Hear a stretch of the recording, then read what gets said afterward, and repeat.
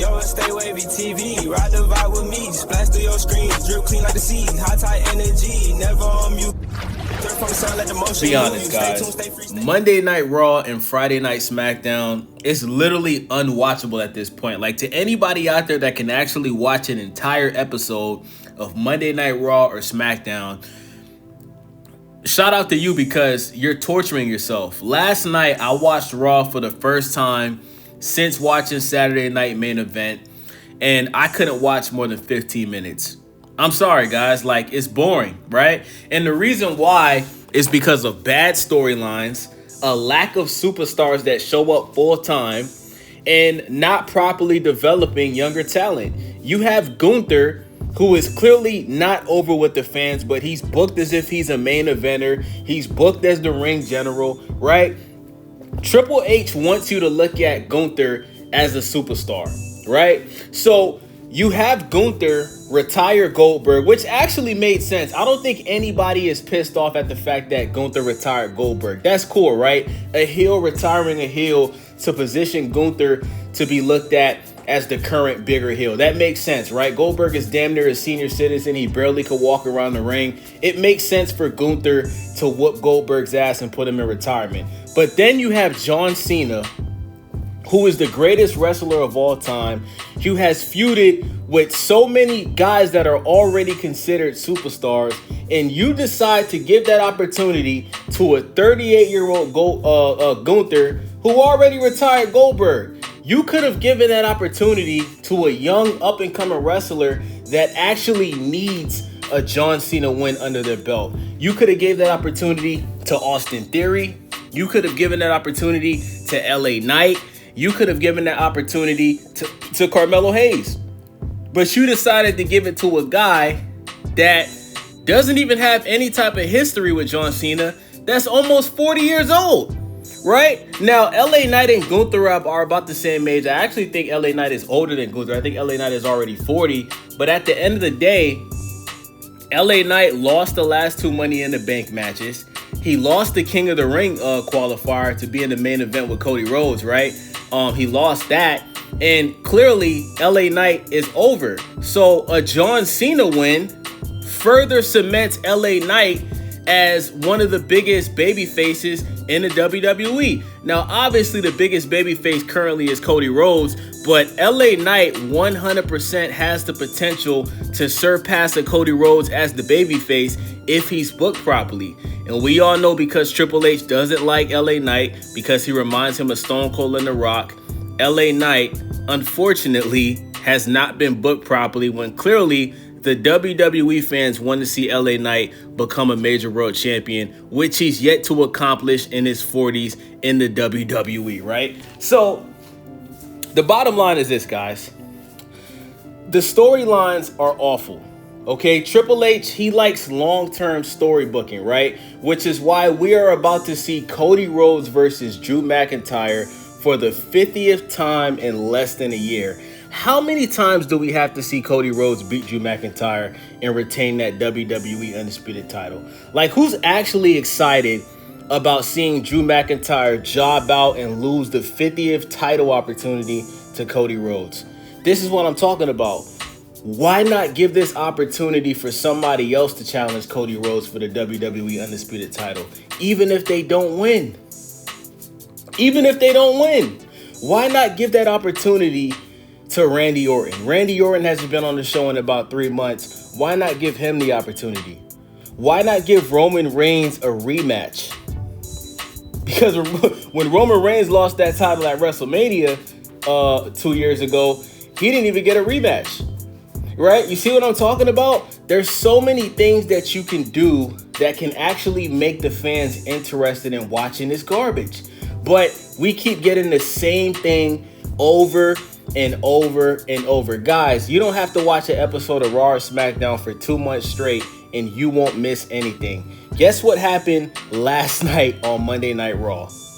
There was a tag team match between Austin Theory, I think it was Austin Theory and Bronson Reed or Braun Breaker or LeBron James or Bronny James versus CM Punk and Rey Mysterio. Guess what happened at the end of the match? A brawl, right? Match interruption. Bronson Reed comes out, Austin Reeves does the A-Town stomp, you feel me? Braun Breaker comes out and spears CM Punk. Show's over. We've been seeing, ever since the Vision came together, we've been seeing that for like 6 months straight. How many times do we have to see the show end with Braun Breaker spearing somebody and then cameras off and the show's over? You know what I'm saying? So I just don't get it, man. I don't understand. And then let's talk about Roman Reigns, right? Now, the way things are looking right now, Roman Reigns is possibly going to be the last superstar in WWE history. And Roman Reigns is not even as big as John Cena, but he's close, right? He's close. Now, Jey Uso, this year, he had the opportunity to become a big superstar, a big babyface. He had the opportunity to really solidify himself as a superstar after he made Gunther tap out at WrestleMania. But unfortunately, Jey Uso's World Heavyweight run was horrible, okay? And I think a lot of this has to do with Jey Uso yeeting with the crowd for 25, 30 minutes straight before he starts his match. So by the time that he actually starts the match and he's wrestling, he's so tired from yeeting. And guys, listen, sitting at home watching this on TV, right? You're like, you know what? This guy's a professional athlete. He's not tired after yeeting, because remember, he yeets in the crowd, then he walks to the ring, he asks the crowd if they want him to do it again, and then he does it for 10 minutes more, right? So you guys think that that's not going to gas out Jey Uso, but you guys got to remember, Jey Uso is in his 40s, bro. That takes a lot of energy. You don't believe me? If you're listening to this video right now, throw your hands up and down like Jey Uso yeeting. Do that for 20 minutes straight and tell me if you're tired.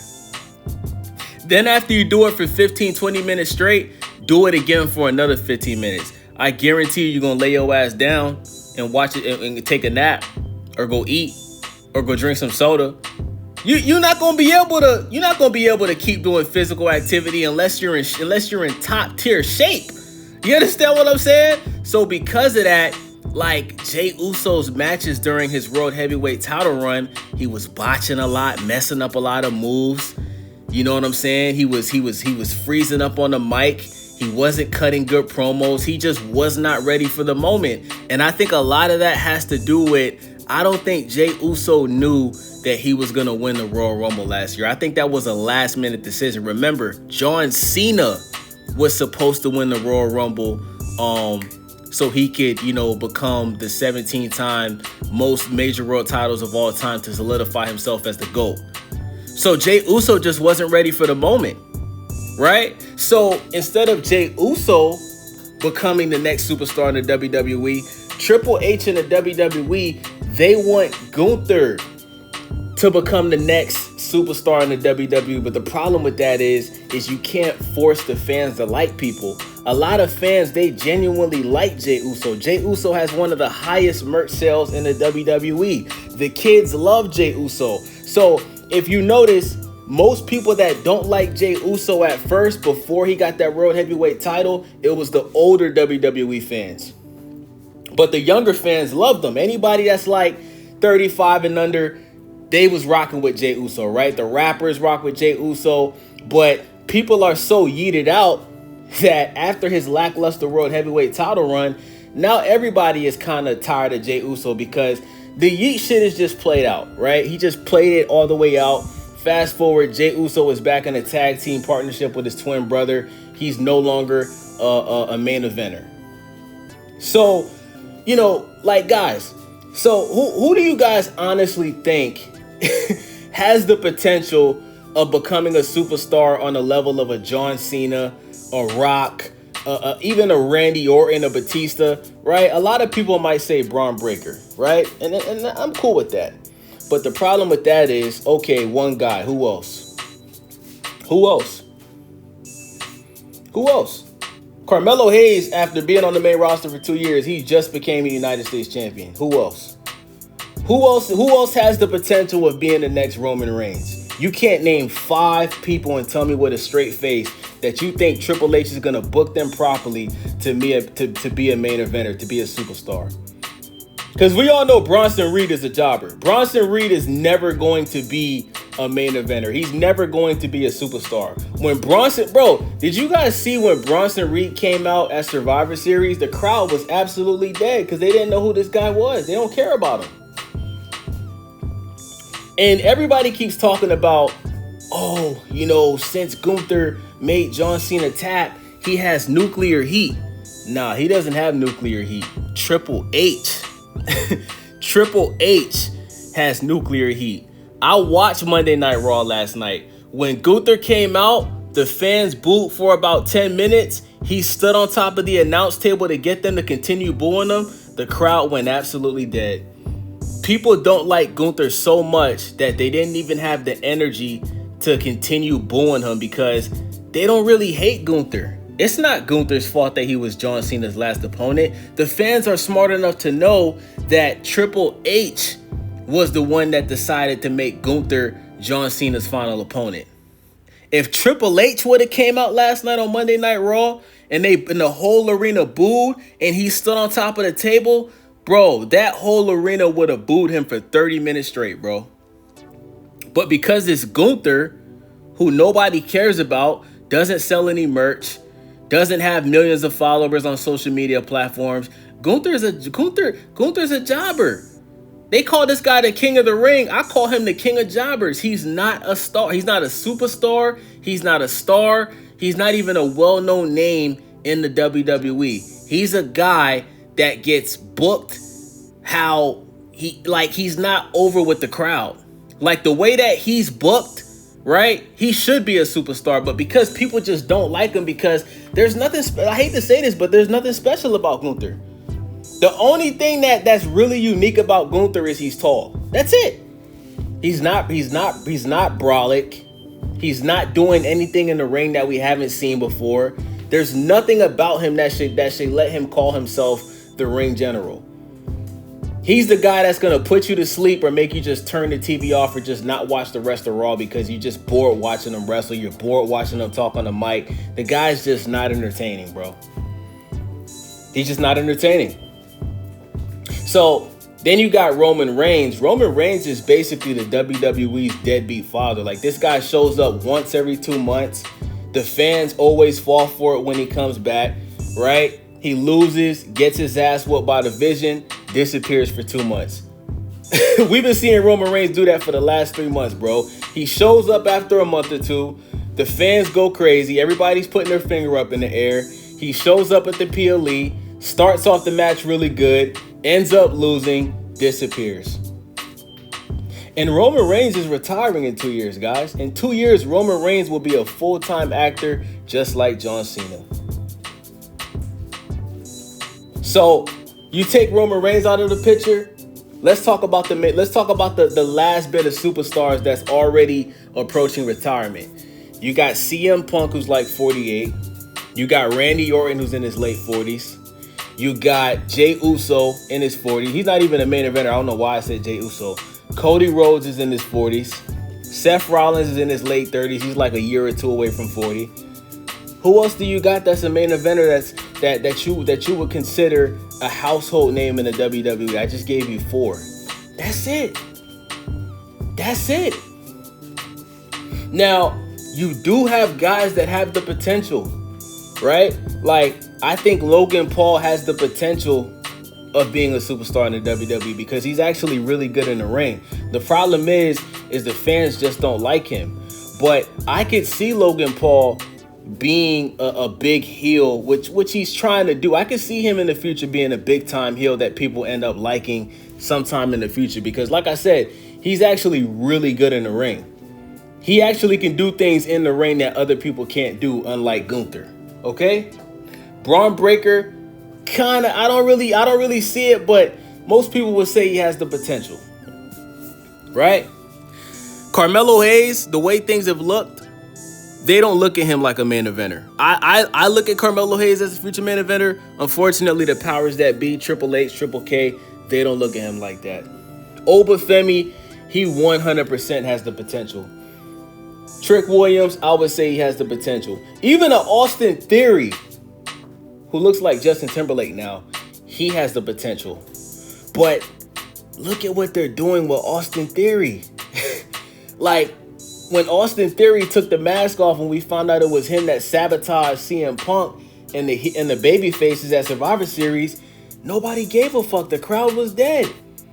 Like, Austin Theory is not even close to being over with the fans. And he has the look, very muscular, right? Good in-ring wrestler.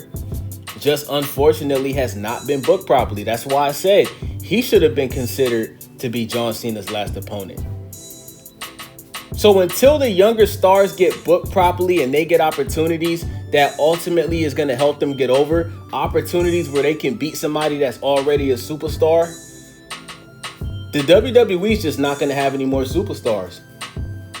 And according to Ryback, shout out to Ryback, who is a former WWE wrestler, he said that Triple H told him, Triple H or John Cena told him that they don't want any more superstars in the WWE. They don't want any more wrestlers that can be looked at as bigger than the company, because they don't want guys to retire at an early age and become a full-time actor.